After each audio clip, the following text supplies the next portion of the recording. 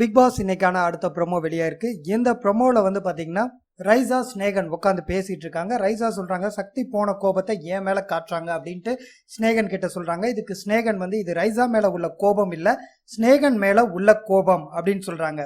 அதுக்கு ரைசா என் மேல கோபம் இருக்கலாம், என்ன கோபம் என்று எனக்கு தெரியல அப்படிங்கிறத சொல்றாங்க. அதுக்கடுத்து ரைசா சொல்றாங்க நான் பேசுறதே கிடையாது, நீங்க எனக்கு அக்கா தங்கச்சி கிடையாது, உங்க மேல எனக்கு 0 இன்ட்ரெஸ்ட் அப்படின்னு சொல்றாங்க. உடனே ஸ்னேகன் என் மேல தப்பு இருந்தா நேரா என்கிட்ட சொல்லுங்க, எனக்காக இன்னொருத்தரை பழி வாங்குறது வேண்டாம் அப்படின்னு சொன்னதுக்கு அப்புறம் ரைசா ரொம்ப ஆவேசமா எல்லோரும் போய் சாகுங்க அப்படிங்கிறாங்க. இதுதான் இன்னைக்கு ப்ரோமோல எடிட் பண்ணி அவங்க போட்டிருக்கிற விஷயங்கள்.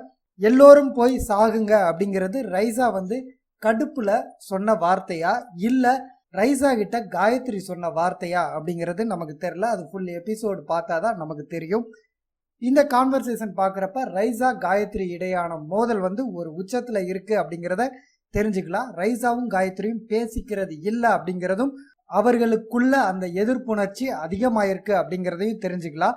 காலையில நாமினேஷன் ப்ராசஸ் பத்தி ஒரு ப்ரோமோ போட்டிருந்தாங்க, அதுலயும் 2 பேர் நேருக்கு நேராக மோதினாங்க. இப்ப இந்த ப்ரோமோலையும் 2 பேரும் ஒருத்தர் மீது ஒருத்தர் வெறுப்புணர்ச்சியில இருக்காங்க அப்படிங்கிறது தெரிய வருது. அதுலேயும் ஸ்னேகன் ரைசா 2 பேரும் இணைஞ்சு காயத்ரி மேல செம்மையா கோபத்துல இருக்காங்கன்னு தெரியுது. இதனால இந்த வாரம் முழுவதும் காயத்ரிக்கு பல்வேறு மன அழுத்தங்கள் ஏற்பட வாய்ப்பு இருக்கு.